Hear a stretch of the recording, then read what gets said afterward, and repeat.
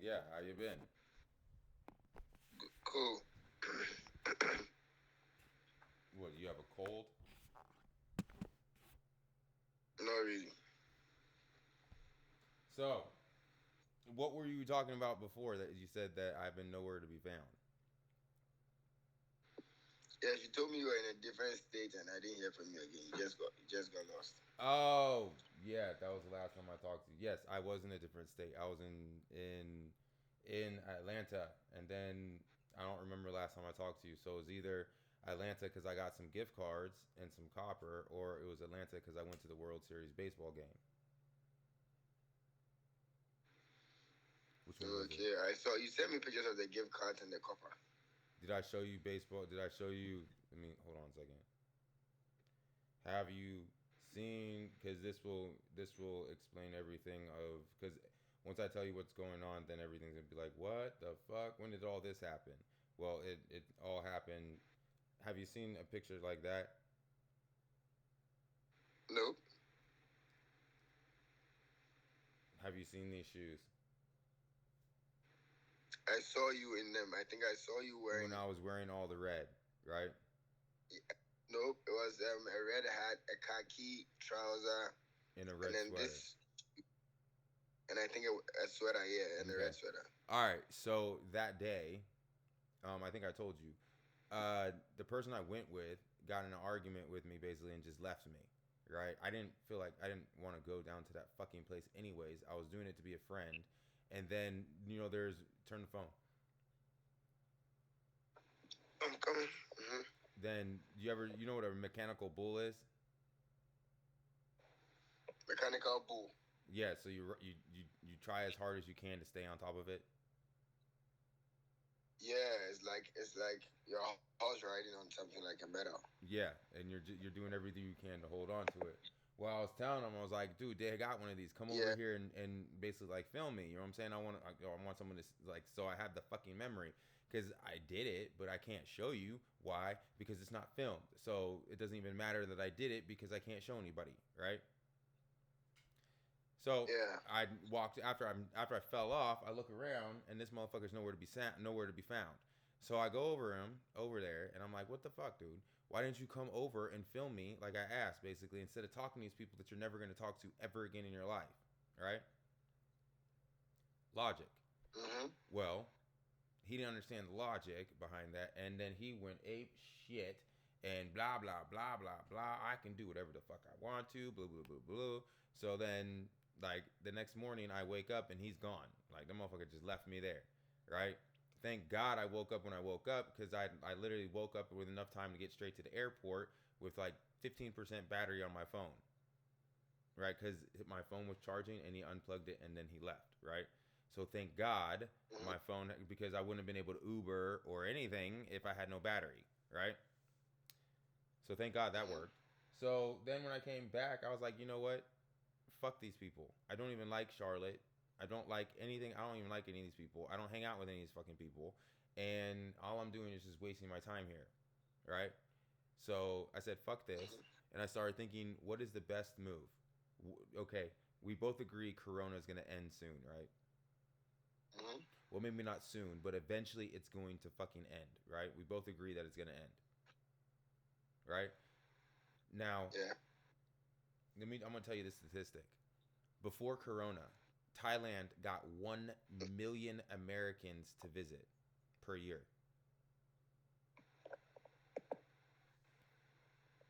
During Before Corona. Before Corona, during Corona, it dropped all the way to like 1,000.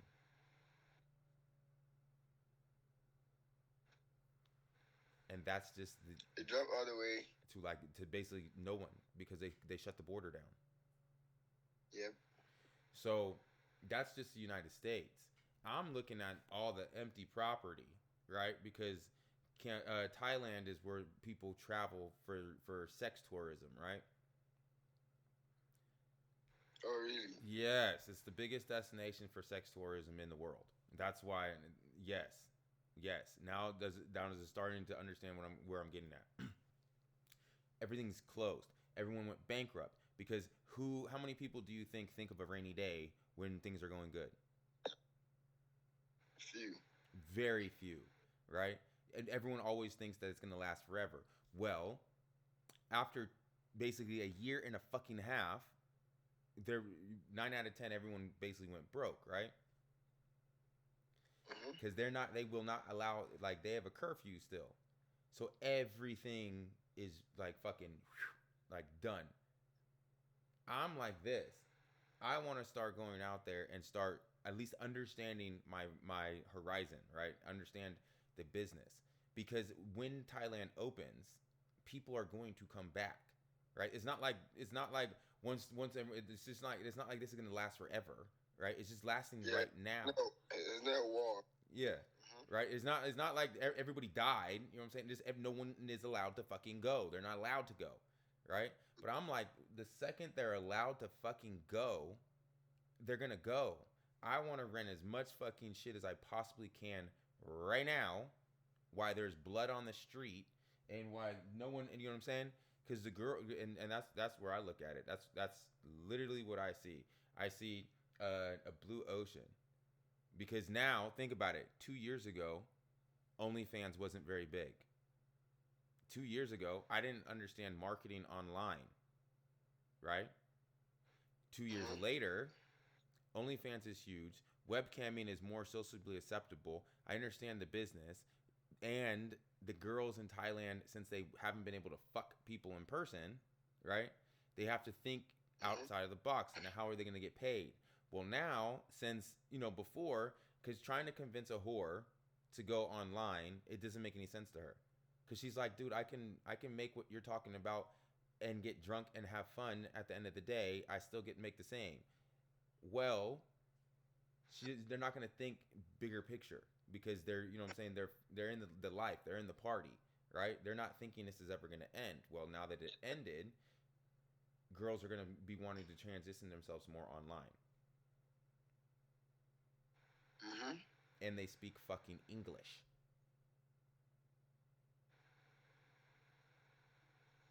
That's true. No, that's huge, because Colombians don't speak English. So everything I'm trying to explain, just as this conversation right here, would be fucking almost impossible to have with a Colombian, because she didn't speak English. You speak Spanish. And my Spanish isn't good enough to have the conversation like this. I would be talking kind of like maybe a first grader, right? And you no, not maybe like a 5 year old. And you'd be like, "What, Eric? What the fuck are you even trying? I don't understand. I get what you're saying, but I don't understand it, right?" And that's why no one in Colombia Mm-hmm. understands me, because I'm talking like a 5 year old.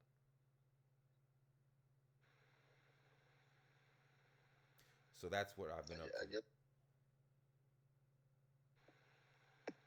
So, yeah, like you're saying, once everybody like has their eyes off Thailand, it's definitely going to rise up again. It's just like um, I don't know too much about the stock, but then with crypto, right?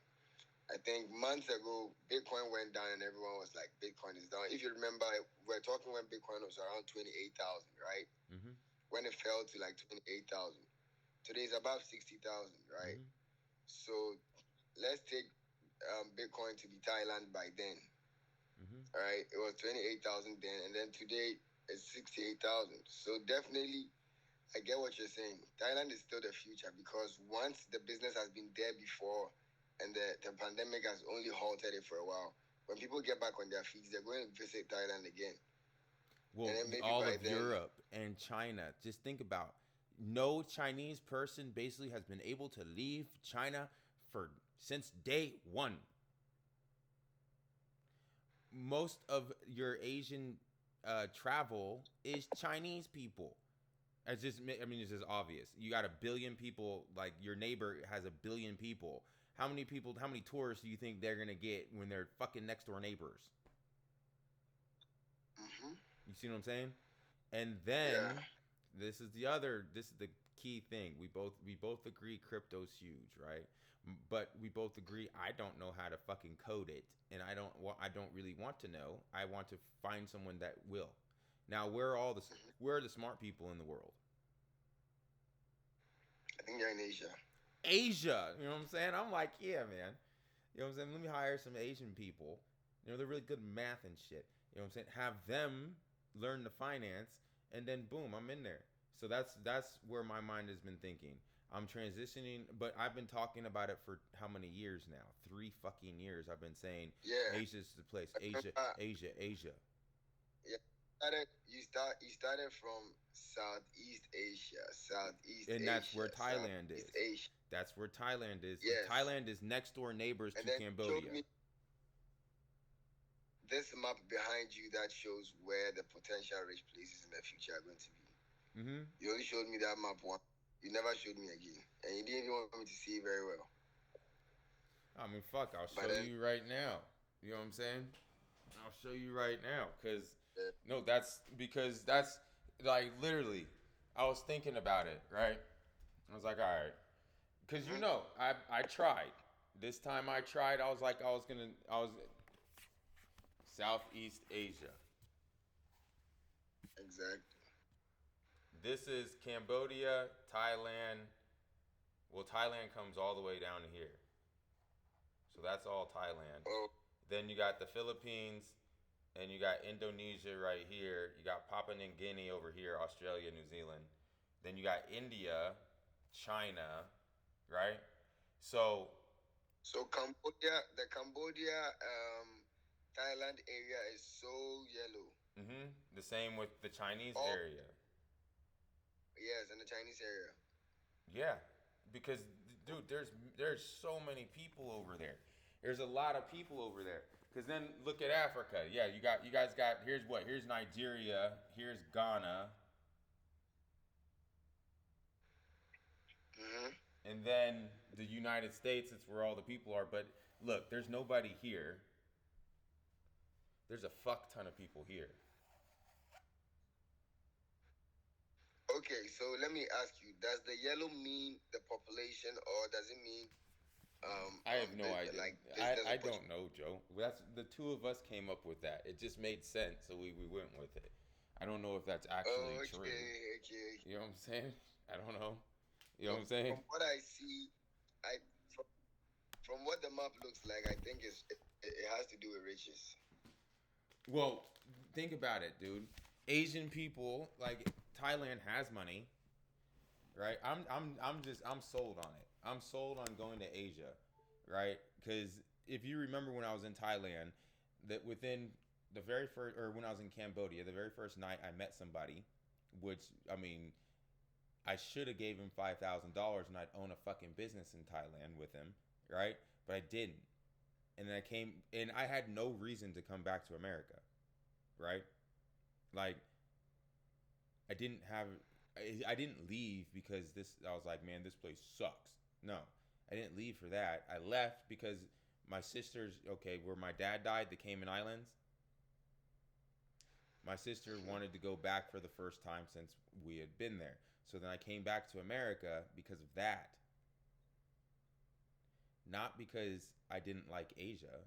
I came back for that, and then I just never got. I never had like, I guess I don't know what you saw the balls or whatever to just be like, you know what, I'm buying another airplane ticket and I'm going. So how long are you going to be in Asia? Is that? I'm looking to buy I want. I don't want to. Like, if everything goes how I'm planned, I will come back to finish this house, like finish emptying it, which is 90% empty right now, and just come back to rent it the fuck out and go back. I have no desire. I don't want to be here after what happened. Like, and I've been talking to my family from California, and my black family from California, and they keep reminding me, they're like, Eric, you're not from there. Eric, you're not from there. Eric, those people, of course you don't get along with them. You're not from there. So when they keep reminding me that You're I'm not not, huh? from that. You're not from Southeast Asia. No, I'm not from like the Carolinas. My mentality is different than the people. This is the South, right? I was raised both like I was raised basically when I turned 12. I went to California. So your development years, I was in California. I wasn't in the Carolinas. Does that make sense? Hmm. That'd be like you being raised in Accra for your years and then moving to fucking the village, right?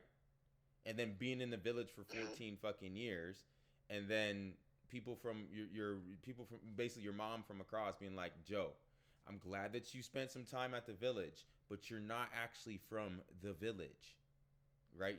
Like you, of course, you're having a problem out there. You're not from there. So does that mean California is like high tech than the Carolinas? Well, it's everything. So I was talking to my little brother, right? He's not really my little brother, but we both have the same last name. He's in the book. And so when I was living with them, we just said he's my brother. It just made it easier, right?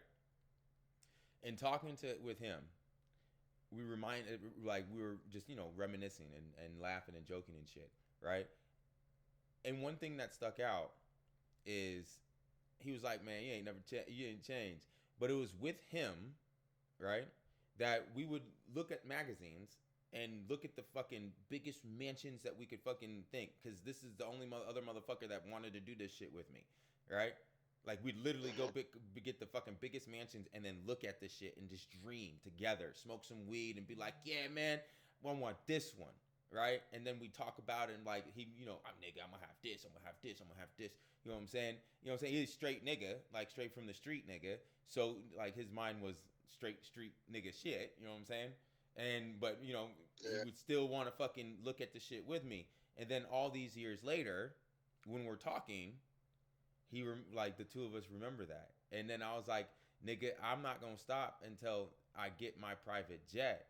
And he's like, yeah, nigga, I'm like, you ain't changed at all. So it reminded me, like, nigga, you've been like this, and you were around people, like, okay, just because at the situation and at the time, it was time to get the fuck out of California. But then I came over here, right, and I just basically indulged in a lifestyle that ain't got nothing to do with anything I learned from. And then now that I've been here for so long, it makes sense why I don't have any, like, why I'm alone all the time. I'm not, I don't think like these people. Because when I talk to my cousin, I talk to him and fucking, he has an 8-year-old kid. I didn't even know he had another one, right? So that's how long it's been, fucking 10, 12 years since I've talked to him, right? And within 3 minutes, I'm reminded of more of me than anyone around here can that knows anything about me. You see what I'm saying? And this is where I told him. I said, it seems like everybody out here hates me because I have money, and he just started laughing. Right? He started laughing because that concept doesn't make any sense to him. Mhm. Because here's the other thing: all these people here knew, don't know anything about what happened in my past. They only wanted to know that I had money. If you remember when I wrote the book and I said that, I complained to you about how my grandma doesn't even know what the fuck happened to me. All this shit was brand new news. My uncle didn't know anything that happened to me. So they only based their judgment on what they wanted to base it off of. But my cousin or my brother from California, he's not basing his judgment off of some fictitious bullshit. He's basing his judgment. He knows what. Well, he was right there fucking with me. You know what I'm saying? He's basing his judgment by fucking sleeping on the other side of the couch when there was nowhere for us to go. You know what I'm saying? He's basing his theory off of us running downtown or running from police together. You know what I'm saying? He's basing his theory off of him teaching me how to like put spitters in my mouth, right? So he's basing his theory completely like off of what he knows about me opposed to what people thought they know about me. So when like talking to him, it reminded me like, nigga, not everybody's as fucked up as these people out here. Because it's been a very long time since I've been around people that look to me as look at me as a friend or someone, let's do it together, opposed to let me see what I can get from him. Does that make sense? Mhm. So that was what was key about that. And then like everything's just shifting. It's time to close. It's time to shut this door, man. I've been out here 14 years, and I ain't got my private jet yet, so it's time to go. And if I see a fucking like I'm not like you, dog. I'm not like you. You No, no. Talk your talk, man. Was it even necessary saying you're not like me? Well, I say it like this: is that you are in like enveloped in family, right? Like family's big to you. For me, like okay, let me put it like this: yesterday was a holiday in the United States, right? Hmm. Do you think my sisters sent me a holiday, like say Happy Thanksgiving? I don't know if they did, Nope. but I My don't think so. brother-in-law on Wednesday at 9:35 or almost 10 o'clock at night, my brother-in-law tried to FaceTime me. But if you know anything about me, by damn 10 o'clock at night, I'm probably going to be sleeping because I'm going to be waking up in a few hours, right? So for you to call me at that time, obviously you don't know anything about me because that's almost disrespectful to call when you know someone's going to be sleeping, right? Then I sent him a message, 8 o'clock yesterday morning, and no response. So family to me is completely different than family to you. That's why I'm saying that you're not like me. So it's not as in I wanted it this way. It's just the way that it is. It's programming, right? What? He said it's the programming. Like, Well, it's the programming, but it's also who my family is. because Is we both didn't choose what situations we wanted. If I'm right, right? mm-hmm. We both didn't choose the situations we wanted. I didn't choose the age I wanted my daddy to die. You didn't same way choose the age you wanted your daddy to die. Like things happened how they were supposed to. So when you grow up to some stage and then you're already programmed in a certain way, and then you have to now program yourself towards another different direction becomes work for you. I don't know if you understand what I'm saying. Well, yeah, and the my sisters and I are just programmed to not communicate. So like I have That's what we I've we realized. we don't I don't communicate with anyone. And then Because now you barely be like my sister, my brother, my auntie, my uncle. Like you never used family names or something. You're always like, all right, so Dijon, all right, so Terry, all right, so D1, all right, so or I'd be like, Marcus. so he's kind Certain of like names. my brother, but he's not really my brother. Or I'll say that. No, yeah, I you're get right. what it, but this has actually me for me. If you ask me, I'll tell you they built you rather than thinking maybe they were hurting you. Whichever persons came along in your life thinking they were in your way, right? Because by they trying to oppress you or stopping you from what you had wanted, how you had wanted things, they built you in a way that you have been able to resist any kind of oppression, any kind of unwanted friendships, any kind of lifestyle that you think you don't need. You know how to fight it, right?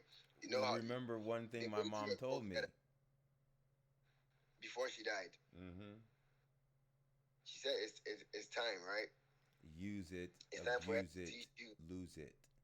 Yes, use them, abuse them, and lose them, right?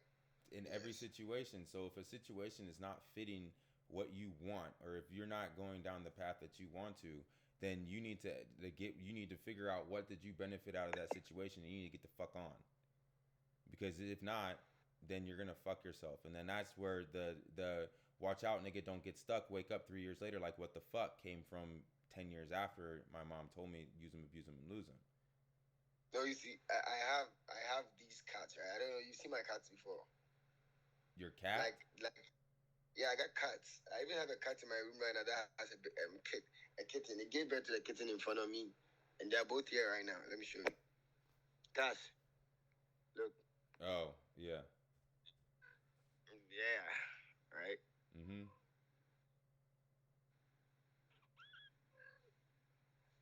So I was here one night, and then like I always feed them, so they all like they all come to my room. They come close to me. I was here one night, and then she just came in,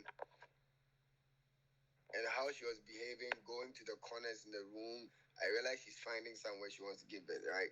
So I sat with her for about 3 to 4 hours, and then she started pushing. I videoed the whole thing. It's on my phone, and then till now. So the kitten is just growing right here in my room. But then these cats have taught me something very basic about life. That's why I was saying it's programming, because I had the one I called their grandmother, right? That was my first one, and she just grew up in the house, and I was the only one who was always going close to her, giving her food. So she started drawing closer to me, and then she gave birth to two. And then a neighbor came for one, and then I kept the male one. So I was always feeding the male one. The male one was always in my room. And then later, the neighbor brought the female that he doesn't like the male because the female is always crying. So now they both were in the house. And then the female went to live in a rich man's house. And then my own was in like a normal house, right? But then I was overfeeding mine. I was taking care of mine. But then the female was in the rich man's house, but then they weren't taking care of her. So I came to realize that when I'm not around or when I'm not at home, the female is able to catch maybe some lizard or some kind of animal and then feed herself. But then the male will be crying and then waiting for me to come and feed him. Right? So the female rather went to a rich person's home. It's like the rich dad for that. He rather went to a rich person's home but was not fed. So he had to find food on her own. And then mine was rather fed by me all the time. So whenever I'm eating, mine will come and sit down and be crying and then looking at my face expecting me to feed it. But then the female doesn't do that. And now the female came to give birth in my room. So now the male is not able to come into my room and it's always outside crying. But when I'm eating and I put something small down for the female, she's okay, or she'll go out and find something to eat. Now, grandma gave birth to another set of three. And then the dog killed two. And then the last one did not agree to die. Like, it's all black, so it's able to hide in the dark, and the dog will not see it. So it has also been through some kind of, I call it survivor. It has also been through some kind of lifestyle to be able to survive to a young age. So it knows how to hide, and it only calls out when it sees me. It's sometimes hiding in the trees because it knows the dogs are walking on the ground, and then it knows the time we lock the cage and the time we open the door. So that survivor is the youngest amongst them, but then is the wisest because the dog was always chasing them to kill them when they were younger. So survivor eats anything. Survivor doesn't wait for me to come and feed it. Survivor will climb a tree and catch a bird, get a lizard. But then the other ones that I was feeding, pampering, thinking they were animals, I had to feed them, cannot feed themselves. So in real life, I think we've ever discussed this, right? When like you want something and your parents always want to give it to you, they're fucking you up, but you don't realize it. You think your parents are showing you love, right? But then when your parents are not there and you have to, like, one thing you realize is most of the people on the streets, right? If you're not stupid and you're into drugs, then that's your own problem. But then with those who come from very poor homes, because of the situations they were in, they had to start selling kerosene on their heads. They had to start selling on the streets in traffic. So they learned the art of saving, the art of doing business at a very young age. They learned the art of buying and selling and then making profits and also saving at a very young age. So they realized that they have to come back to mommy, give mommy their money for what she gave them to sell, take their tips out, take their own whatever money they made out, save it, and then after every day, mommy also gives them something. So maybe some people start this at the age of even 5, 6. So at the age of 5, 6, you already taught business and you already taught how to save because they buy a piggy bank for you. Opposed to another person who comes from a very rich man's house, there's a washing machine. Clothes are always washed by a machine, but in your house there's no machine. You have to wash with your hands and dry them. There's a washing machine. There's a house help, open the gates, does everything for them, and they're only trained to go to school, be a lawyer in future, be a president, be the astronaut. So their concentration is highly on their education. They are the book type, but they do not use that physical. That knowledge does nothing for them because they have no practice.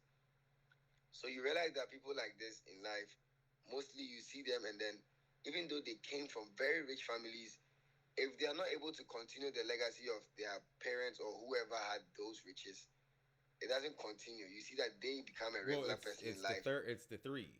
It's the first person builds the empire, The son expands it. Mm-hmm. The grandson loses it.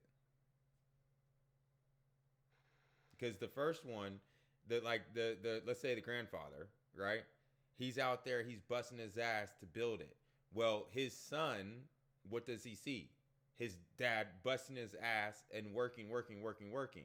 Well, by the time that the third generation comes, the third generation never learned work. They saw riches, and so they don't know what, they have no concept of money. So then that's usually when it comes into their hands, they're just so used to spending that they squander the future. They squander everything. So you see, because of our conversations and the arguments and the problems we have all the time, sometimes it makes me sit down a lot and then think and then compare people, like people around me and then my family to myself, how I act and everything. And then I realized that with my very senior brothers, right, my daddy's firstborn is now like, let me see, has nothing. He doesn't have a house. He can't afford to rent a room. He's sick now. He's kind of diabetic. Like things are not going well for him at all. And I, when he was born, he's about 50 years now. So look at the age difference. I'm 20 something. When he was born, he was my daddy's first son, right? Daddy was in office. Daddy was in government work, right? He was a big man. There was a gardener. There was everything. Anywhere my daddy went was flying to, he would fly with my daddy. They gave him money to go and take a passport picture to take a flight to America. He spent the money. That's that's another way of saying maybe fuck America, right? Because go and take just a passport picture. Your money has been given to you. Don't go and fight for it. Just go and take a picture. He would spend the money and then he didn't go. They took him to the airports, made him a big man because of who my daddy was. It didn't work. Like he had it so easy in life from the beginning that things didn't work for him, even though my daddy pushed him to China, pushed him where, pushed him where. And then the second to him is also having these same problems now. They started feeling when my daddy was alive, things was going well. They were the big boys, and we were all looking up to them. But then now that my daddy fell, they are all also falling, right? And then their mother is late as well. But then their mother was a high time woman. My mother is my mother doesn't my mother won't give you, but their mother is the type who always give them whatever they want, like their cars, drive, do this, do that. And then with that was my stepmother's side, right? And then with my mother's side, when they gave birth to us, they used to call us pension babies, right? Like daddy was on pension. So there was no government, like free electricity, free telephone. And my senior brothers went to international schools, and then we went to public schools, cheap schools. Even though my daddy built a home, he tried, built a home bigger than that of his father, right? But then what I realized is with my big sister, which is my mother's firstborn, she has a little attitude of my step family. Why? Because she grew up with them, seeing them like they were back to back to back to back to back. And then it came to me. And then when it came to me, I didn't get to live with them like that. They were in a different house and then we had moved here, right? So I learned taking the public bus. They don't take public buses. They are always driving. If they don't have cars, they can't move. So we take public transport. That's what we call the trotro and the Okada bikes like me and you took from the airport. They are not going to do that. Like my stepbrothers don't fucking do that. They It's feel like belief. they are It's like there. God It's of that. not good enough for them. No, I get it. Yes, so life they had it very easy. If you touch their palms, it's so soft. Like give them $1 million and they still cannot do any shit with it, right? But then I realized that with me and then my kid brothers, it was different. But then with me and then my kid brothers too, there's a difference because I introduced myself to the streets. I wasn't introduced to the streets. I wasn't born poor or like I wasn't born by someone who was on the streets. So I wasn't on the streets. I introduced myself to the streets. Like my kid brothers didn't have the opportunity. They don't know anything about the streets. Right? If you take any of them to the street and they're going to be beaten, they can't find their way out. If you take them to the Zongo or wherever, they don't know anything like that. So life is also different for them. Anything that's difficult for them, they want me to like if someone tries to cheat them or anything, then they need me, right? Because I'm more or less on, like on both edges. like on both sides. I've been on the streets and I'm still with them, that kind of a thing. But then we don't depend too much on my mother. Like not too much. Like my mother has a shop thinking of herself, and then she brings in people from my village who are small, and then she educates them, and then they go when they get to after basic education. So she sees us like we are out now. It's our turn to take care of her. She's not supposed to pay light bill, water bill, or anything again, right? So with the last born, when he was growing after high school, he died. No, he died. My daddy died when he was in junior high. So what How old is he now? he learned a lot from my dad. He's I think 23. Yeah. So, and he's your dad's youngest. Last born, yes. So yeah, he learned shit different than everybody else. Like let me tell you something. Like I look at him every day, and what I see is like the only photocopy or carbon copy of my daddy. Because when he was a kid, he didn't have his own room. He was sleeping with my daddy. So he always saw my daddy's hustle. He saw the time my daddy woke up. He saw the time my daddy had to spark his car and then watch the engine run, come back to his room, shave, make sure he's not late for work, give everybody his money to school, and then leave for work. The time my daddy had to sleep, my daddy had to wake up in the midnight. He was sleeping with my daddy, so he saw all that. And because my daddy was also sick, he had diabetes.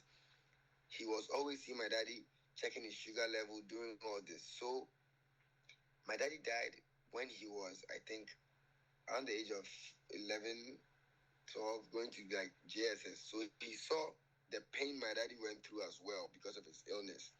So he eats differently, and it's not my mother who taught him. He eats different. He has a scale for every food. He's the only one who does this in this house. He has a scale for food. He has he goes to the gym. He's very brilliant. He's done with the university. And then when he was going to school, my mother gave him to someone, a guy who came from the village and had nothing, who started life. And my mother was like, "Oh, he should take my junior brother as his son."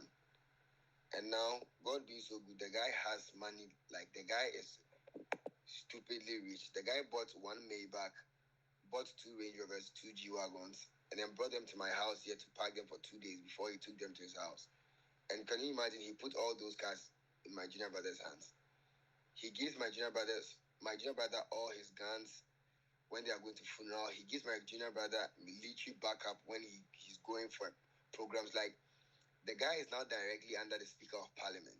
So you see where it is putting my junior brother. So it's like my junior brother had the chance to learn a lot from my daddy, and then he got someone at a very young age that he's learning a lot from and how to live. So his lifestyle is very different from all of us. Now, the one who is directly after me was the kind of mommy's boy, right? I was a stubborn one. I was the one who was always being sacked. Get out of here. He hits me with a cane. And he was the one who was always like, stop crying. Oh, don't cry. Mommy's boy. You see that type?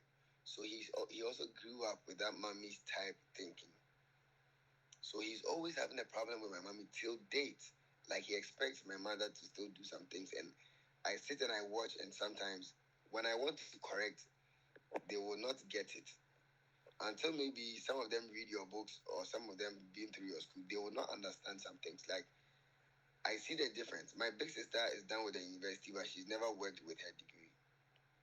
She's done with her master's. She's never worked with her master's. That's Why? like Because majority of people. her husband is at the Ministry of Foreign Affairs, and he goes posting every 4 years to a different country.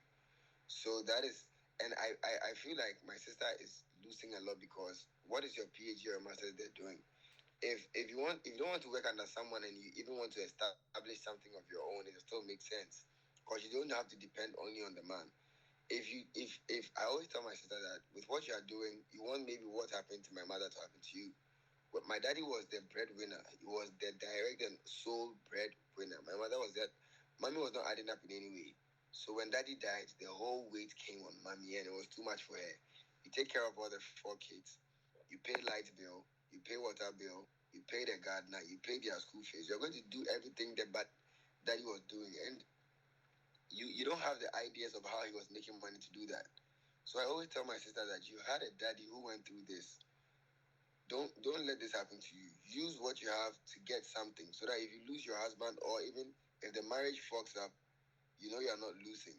You don't just fall from someone whose husband was working in the Ministry of Foreign Affairs to a nobody, or someone who has to start. But then they don't get it because it's like when you don't have opportunities that you are losing, or you don't have people who are kind of someone like Eric Johnson. Maybe he'll kind of try to stretch his hand to give you something, and right when you stretch your hand to take it, he stretches his hand back. When you have people like that, you start thinking differently. But when you have people who always, like sometimes always give you, or you have a husband like she thinks he's taking care of her daughter, ask yourself, if your husband is not there anymore, your daughter is now going into an international school. She has a diplomatic passport, but she's not working for the government of Ghana. It's your husband who is doing that. So if your husband is not there again, just think of the kind of lifestyle your daughter is going to drop to. But then, if I want to explain this to her, her degree and her master's degree tells her that no, her thinking is way above mine. But in real life, like, no matter how stupid I am, like, this life is just good for them. Life is just nice for them. Like, I'm not a TV and the electronics type. If I have my PC and my phone, I'm good. But they want the kind of decoration, like you talk about vacations. Like, I don't know for how many times I've done a vacation in my life, because I fell from my daddy's death into the streets, and then from the streets into drugs, and then from the drugs until I almost became like a nobody. Like, if I'll be sincere, you were more or less like the eye opener. And then the other one was when I took off my dreads, because when I had the dreadlocks, it gave me a different image, and when I took it off, it gave me a different image. Like, the lifestyle changed. Like, right when I took off my dreads, I started thinking before I started moving with Zongo Boys, and before I got into this, I was like, everything was okay for me. I was always saving money. I had my bank accounts. My clothes were always ironed, folded. Everything was okay. But when I moved with these Zongo Boys for a while, I became one of them, in the sense that I remember when I started going to Zongo, maybe I go there, come back home, go there later in the afternoon, come back home, I take my bath again. When I go there in the evening again, I take my bath and I come. But then I realized one Zongo boy would be wearing the same dress for 1 week, or for 3 days, or for 2 months.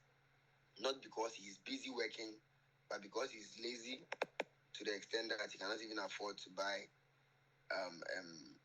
not a brand new one, but the ones they bring, the ones we call the faux, the rag, the ones that white people wear, like from America, and they bring them for cheap.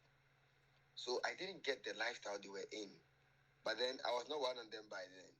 I didn't know how it felt like to be depressed by drugs and not being able to achieve some things that you were supposed to. So I was like, what the fuck is happening to these people? But sitting with them every day, playing with them, going to their programs, and then me entering them changed me into some kind of a different thing. So when I took off my dreads, and then after the years, things started changing, and like things started sinking back. I realized like I went a very different direction. Cause now my kid brother, the very last one, is working. He's done with university. He's working. The one who is behind me is done with university. He's working. My big sister, she has her own house because of her husband.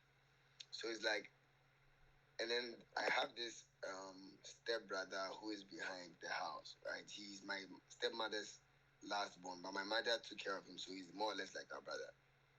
He was in my position when I was younger. I was very okay, and he had that experience. And then when I was going, he was the one I felt like that was my partner or my look up to, right? But then I didn't know that I was fucking up myself because I was having a different programming. The person I was looking up to was in some kind of lifestyle he didn't even like himself. But then I was too young to see that. So he's 40 years now, or 41. He's now been able to work on himself, start everything. He bought a car recently. So what is happening now is, when it's morning, those who go to school, I don't sleep. I'm in my room working at any time, different times, right? But then when it's morning, you see there's this kind of morning rush. The kids going to school, brothers ironing their clothes, going to work, mommy going to the shop. And where is Joseph? Joseph is in this room. Sometimes they might think he's lazy or he's asleep or something, but then they don't know that I'm actually working on something they've all not found out yet. Right? Like he said, the grandfather, three generations, the grandfather works hard, busts his hard to do it. Father sees it, does more, but then the third doesn't. So they don't see they don't see what's there used to be a problem in the house, right? And the problem was daddy died, and then we didn't have like your same story. All the uncles and aunties who used to depend on my daddy and come home and be like they needed that I was doing for them, like everything cut. It was like a dream. So we had no uncles, no aunties, and my kid brothers were young. So I had to take myself out so that my mother has time to educate my brothers. But now they're all done with school, and then my mother was also growing. But then I decided to. There's this school close to University of Ghana, GIMPA. I don't know if you know GIMPA, Ghana Institute of Management and Public. It's even on the University of Ghana land. It started at the same time as the University of Ghana, but then you don't know. I am starting matured entrance exam at that school in January because I'll start in January and then it will end. The classes will end in June. If I'm able to get entrance, I'll just start it because what I'm trying to do is I'm working on myself. I'm trying to change the environment and the kind of people I will call colleagues. Because now what I realize is if I want to go on my phone call log, the regular people I call are all people I don't really need. Like Zongo people, like some people who don't like they don't add up any value. So I need Wait. What people did you when just I go say? to Wait, say that. They say that last little part that you just said one more time. like there are people who don't add any value. Like they don't know your value and Go ahead. right. So I just realized that it's two things. If I start going to school, I'll definitely start going to church. Not for the love of church, for the love of the kind of people I'll start mingling with. You see, these people are the kind of people who are like, oh, Jesus Christ. Oh, they want to be so holy. So it's very easy to penetrate them when you have something. When you want to convince them, it's very easy to convince them. Because they are the type who can cry because of the kind of faith they have in Christ or in a church. So with whatever you want to get across, if you know how to play your cards, it's easy to get to them. And then with people in the university, I've been on the street and I've been through it. I've got scars, right? Like I've been through. I don't know what I've not seen on the streets. So me going to the university with the smartness I have, I'm just going to change my kind of environment and people. I'm going to have business opportunities, and then I'm going to be classmates with people who I can definitely be like in terms of life, like the way you're going to Thailand, if you have a mate in what do you call it? And if you had a mate in Harvard who is in Thailand right now, then it means you have a connect, right? So that is the kind of thing I'm trying to build because, like you were saying, to you, you'd be like, Joe, the university is not important. You can educate yourself. You can do everything at home. I understand you perfectly. I know why you say that because you know that when I want to sit at home and then I want to work on myself, read, I can possibly become who I want to be. That's very true. But then when I have to, you see, there are two kinds of ways of doing things. When you are oppressed to do it, that is like the programming type, or when you want to do it for the love of it. Sometimes when you're doing it for the love of it, when you break the rules, you break your own rules. You don't have a problem. But when you're doing it because you are forced to do it, when you break the rules, you know there's a punishment. So that for a beginner puts you in line. But then if you're somebody who's already depressed, you have problems already, and you say you want to do it your own way, sometimes it's quite hard when you don't have one, the finance, two, like there's nobody for you to talk with. Like sometimes I be in the room and I feel like I stay in the room for like days and I be like I need someone to talk to. I go out and then like you don't find anybody who has the same kind of thinking. Like everybody has their own mind different, and then you just sit down and somebody be like, "Oh, Cheddar, may they take some drink for me. May they give me some drink. Oh, Cheddar, give me money, make a buy credit." I'll be like, I just came out of home to find somebody where I can share some kind of ideas about something bigger with, but then you don't find any of those kind of people because that is how life has become.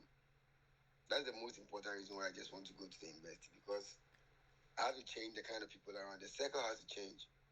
I don't need this circle. It don't make sense. I don't benefit shit. Like I realized that the whole weight is on me because anytime I make any little money, I realized I thought I was generous. I was good, but then even your book said it. Be selfish, right? Because if you don't love yourself first, you can't love anybody. But then if you don't realize it, when someone asks, you always want to give. I've had that problem. I've given out. I was sitting with one of my friends someday and he was like, "Hey, Cheda, if it wasn't the way you think that you have a kind heart, like the things and mansions you should have had by now." And I realized that yeah, when I'm down and I don't even have airtime, I don't have shit. I don't even have friends I can call to borrow money from, not because they don't trust me, but because in almost everybody's head, I have it. Meanwhile, I don't. So you go and then try to talk business with someone, then the person expects you to come up with 90% of the money, and then they come up with 10, or you put your money in and then they put ideas in. And I'd be like, dog, I don't have shit. Don't look at my daddy's house and think I have money. You don't even know what you had. You had an easy programming. You think I had an easy way, but you had an easy program. You were forced to hustle at a young age, but you chose not to hustle. With the Zongo boys, they had if I was brought up like a Zongo boy, it would have been different from me, Eric. You know why I'm telling you that? Because you go home after school, your parents will sack you out of the house. There's nothing like watching TV. Go with some water and go and sell us some mango. Get out, get out, get out. So you are forced to go out, go and then find money. You are with friends asking for money on the street. You come back home with the first set, go back, you go and play ball, exercise. Like you do things because your parents don't have. And then both parents live in a single room with like 8 children. So you'll be forced to go out and then rent at some age. Rent and then now you start knowing what it is to pay rent, to pay light bills, to pay water bills. But then when you are born by a rich parent or then not by a rich parent or a parent who hustled for himself and then luckily by you the kid, everything is there for you, right? So then you cannot compare yourself to the Zongo boy when it comes to hardness or when it comes to how to do some things. But the fuckery is they also put it in their head that they are poor, and that's how it is going to be. And the rich man is rich. That's how they in Zongo put it in their head. So That's not they just that's just not people in Zongo. That's how. when somebody in Zongo single room, that's how people actually think. Yes, but then the reason why I use Zongo is that is where I'm vulnerable to. Like that is where my even though like Zongo fucked me up in a way, but then it also toughened me up in a way. Cause without Zongo, like I wouldn't have seen the other side of life. Like I wouldn't have seen the hard part of life. Cause sometimes I be in my room like this and I don't eat the whole day and I be like, who am I going to ask? But my mother is in the shop. I be like, at this age, are you going to ask your mother food or money to buy food? No. And then it's like you are raised to a standard where you see when you were talking about the garbage truck shit, I got you. As in, I've been a truck. I've worked in trotros. I've worked as a carrier. I don't know if you know what a carrier is. When a car stops with load, you have to carry the load, and then the load takes you to some place. The person takes some place, and then you take the load off, and then they pay you. When I was a kid, things were okay at home, but I didn't like that life. I used to run away, and then they'll be looking for me at home, going to neighbor, having to sing Joe, and I'll be somewhere around Accra, Labadi, doing some dirty work that I was not meant to do. But then my parents didn't get it. They would always come and catch me and then bring me back home and I had to go back to class. Then I go back again. Sometimes I follow some stubborn boys in Medina. Then I go back into town. There's no money. They'll be hustling. I'll be following them hustling. So I saw something like that at a very young age. But then my parents didn't see it that way. So you see, that's why I say programming because it has a way your parents wanted you to be. Not how what you didn't grow up doing what you want to be. Like what your parents wanted you to be. That's how they programmed you. So halfway along the line, now it is your own responsibility to put yourself in the situation or the programming you want. And then it takes a while. Like it doesn't just take It takes a while. Sometimes change of environment. You see, it's like sometimes how I see life is like a pussy and then dick, right? Sometimes when you fuck the same pussy every day, it gets to a time you think your dick is not working too well. But then when you change a girl or when you change the person you've been fucking all the time, your dick performs in some kind of way. You be like, oh, so shit is still working perfectly, right? I don't know if that happens to you, but people always say that that thing works. Like with married people, Yeah, when they're well, married it's and just they've been it's having it's keeping the same thing over and over and over again. It's having a monotonous over and schedule. over. So That's and what happens with divorce. Is people like nobody wants the same shit over and over and over and over again. yeah, so when that's why even in the book it says when you don't have value somewhere, you go some other place. Like you might be around somewhere I will call a comfort zone, like where your parents brought you up and everything. You might think you cannot do anything or you're useless, but then right when you find yourself in another place where maybe you don't have anyone or you have only one person to look up to, things are way different. Because I'll just use Togo for example. When I was in Togo, I wasn't overspending or I wasn't. It was because of my finger. The regular thing I was doing was my smoking. Right, I wasn't on any pills or some expensive drinks or nothing. I was just smoking maybe sometimes cigarettes, sometimes weed. And then because I had to smoke, I didn't want to have any issues with the police. I had to go to the beach side because at the hotel you cannot smoke, and I didn't want to go to the cells in someone's country. But then when I was in Togo, I realized that I had this feeling I was far from family. One, two, I wasn't in my own room, but then I had paid for my hotel. So later, what I realized was, okay, even though it wasn't that I had worked differently for the money for it, or Eric gave me the money for it, I paid for where I was going to stay. I was buying my own food daily, so I knew how many times I was supposed to eat to be able to save some amount of money. I knew I had to have some excess amount of money on me before I come back. That is when I'm out of my comfort zone. But you realize that when I'm in the comfort zone, like I'm at home, the thinking is different. I don't know if you get it. So I was talking to this guy, Happy. You've spoken to him before. The guy, you told he was in Mommy's shop, and then you and him spoke. He was like, yeah, about me coming to America and all that. He's the one. He came here some days ago, like I think a week ago, and then he called me. He's the one I told you bought the Maybach and then the G Wagons and stuff. Mm-hmm. He called me and then he sat with me in front of his car and he was like, he knows I'm my mommy's second born, and then he's very close with Junior, but he's not that close to me. He's seen that I'm not that open. I don't smile. I don't open up. He doesn't know what my problem is. But then he wants me to talk to him, tell me what I really want to do. You see, some people travel to go and hustle and find some money. Some people travel for like different reasons. He was like, do I really want to travel to go and hustle for money? Do I want to go somewhere? Do I want to go back to school? Or what do I want to do? So I told him I wanted to go back to school.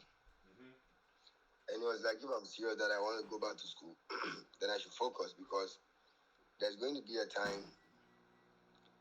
the circle is going to be strong. Like him, Junior, my mommy, if my mommy is going to be alive by then, and then whoever is going to be part of. It's just like fuck you, make money. Like what you always say. Whoever sweats with you enjoys with you, but who doesn't sweat with you won't enjoy with you, right? That's the So that only was way kind it of will be. exactly. So that was what he was trying to tell me. So he was like, he knows I've been to school. I'm very brilliant. I'm very intelligent, but he doesn't know what exactly I'm focused on. What do I want to do? And then I told him that there's a lot I would want to do, but then to be able to start whatever I want to do, I'd have to have capital to start it. And he was like, what do I want to start immediately that I think can double my money for me in months? And I was like, seriously, the dogs will give me money because if I buy different breeds of dogs, like three, for even 1,000 cedis or 2,000 cedis each, if I take care of them after 8 months from them being puppies, they're going to give me puppies. And then if I sell 10 of one, that gives me maybe it's 800. That's 8,000 CDs, 10,000 CDs, right? So that can give me money to take care of me when I'm in school. So I told him all what I wanted to do. And he was like, okay, I shouldn't worry. He wants me to be able to do the small, small things to prove to him that I am ready to do it, right? Oh, wow, that's he kind of sounds like Eric Johnson a little bit. Yeah, exactly like Eric Johnson. He's a Ghanaian type. He's the Ghanaian type of Eric Johnson. So I just hustled and I bought a Caucasian Shepherd. And unluckily for me, the day I brought the dog home, the dog died. I don't know why, but then they said it was according to how people think. They said something negative have happened in the family and the dog saved someone's life. That's what I was told. I bought a dog for 1,500 CDs. I have the picture of my maybe I'll send it to you. The day I go home, I got the dog I think a week or two ago. The Caucasian Shepherd, the day I brought it home, he died. So the guy felt very bad for me, but just ignored me. And I know what he's doing because I've been with Derek Johnson. He's trying to see if I can get another one to prove that I'm serious about it. So I made my cages, and then I'm waiting to see if he's going to support me a little to start a business. Because that's the way. If I'm able to start making my own money and saving my own money, then I can make my own decisions. That is one thing I've seen, because it's quite hard to make moves when you have to depend on somebody to trust you with their money. Because everybody suffers to make their money. So then nobody's just going to sit there and be like, oh, you want to sell cars? Oh, come for the money and start selling cars. Oh, you want to sell shoes? Oh, come for the money. I wish I knew a place like that. Let's use a quick example. My buddy Yasin, pizza. I'm hungry. He always. This is what they say too. Be careful when you tell people what you're gonna do, right?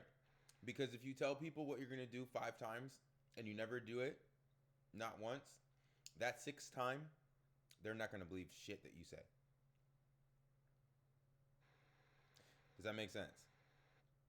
Mm-hmm. That's very important, because when my buddy tells me he's gonna do shit, I'll play the game with him. Oh, great, man! Sounds really interesting. But in the back of my head, I'm like, yeah, right. You're not gonna do shit because you've never done anything before.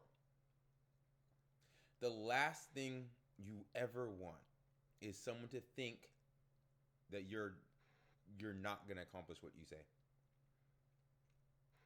Like when I say I might have some outlandish goals that you don't think I'm gonna be like impossible to accomplish, but then when I come back, I might not have gotten this, but I got this.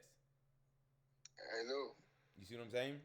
And so, yeah, I'm known, like when people think of me, I'm known to have outlandish fucking goals and never be able to reach outlandish goals, but I accomplish a fuck ton.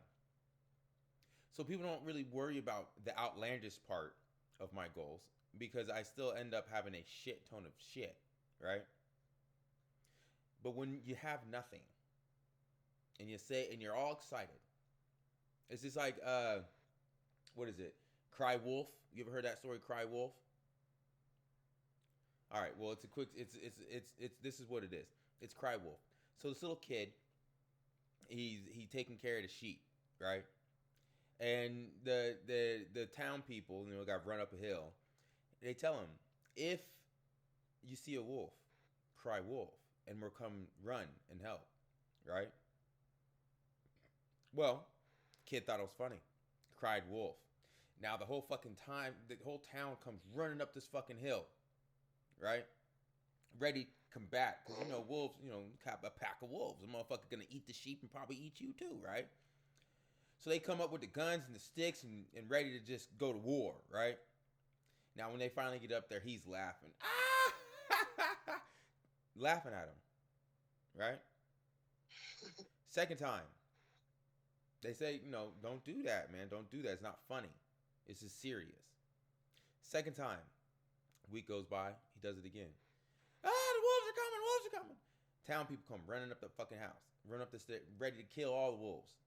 Starts laughing again. Town people tell him, there's gonna be a time you do this where none of us are gonna believe you. And that's when you're gonna actually need our help. That third time comes around, the fucking pack of wolves come. Brothers, cousins, the whole goddamn extended family comes. Ripping the sheep apart, ripping him apart. He's crying wolf, and the town people sit down and don't do anything. Why don't they do it? Because they got used to him lying about it happening when it never happened. So be very careful when you tell someone that you're going to do something and you don't do it. Because there's going to be a point in time when you actually really need someone and you really did something amazing, they're not going to care. Because of all the times that you've told them that you're going to do something you've never done. Just like my brother, or just like you sometimes, or just like Yasin, or just like most everybody. They tell me they're going to do something and they never do it. They have an excuse on why they can't do it. So if you have an excuse on why you can't do something, then why the fuck would I entrust you to do something that's worth value? Now, if this motherfucker has a Maybach, I guarantee you, if the two of us were sitting next to each other, and he asked us to do things within 1 week, I guarantee he'd hire me over you. For this one reason. If he told me to go fucking move a mountain with a spoon, 1 week later, I will be out there with a fucking spoon moving that fucking mountain. You will be sitting at the house being like, I can't do it.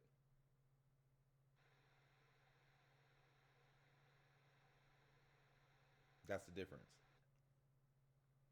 So if you want this motherfucker's opinion, if you want this motherfucker to take you serious, because he got money, so he probably takes his money serious. You better take your fucking self serious. Period. Because if you want to deal with the big boy, you better act like one.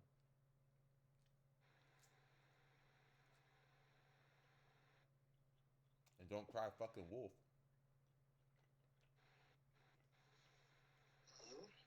You know what I mean? Yeah. No, like I've been through so much shit with you that anytime any opportunities coming about, like it coming my way, the first thing that comes into my mind is Eric Johnson's theories. Like it's just your theories. Eric Johnson's theories. Like after our arguments, everything, reading the books, like from the very beginning, whenever Eric blocked me, I'll be a crybaby because I was like, Eric has ignored me. But after some time, whenever Eric blocked me, I took it as he's busy working. That is what I see now. Now, if you don't write me, like, if it was first, I would be writing you long letters asking why you are not writing and then you have to explain, oh, I was busy working on this, or I was doing that. But now I realize that anytime you just go off, whenever you come back and I ask, it's working. So then why do I have to bother or even ask? But then sometimes I just want to know what's happening. It's not just for conversation or something. Well, that's why I sat there and I turned the phone on and I'm having this 5-minute conversation that turned into damn near an hour conversation to let you know what's going on. Mm-hmm. It sounds like you're starting to listen to the small things that I've told you for 7 years. Eric is 7 years. I mean, you're hard-headed as shit, dude. Can't fucking get. What'd you say? Shit is getting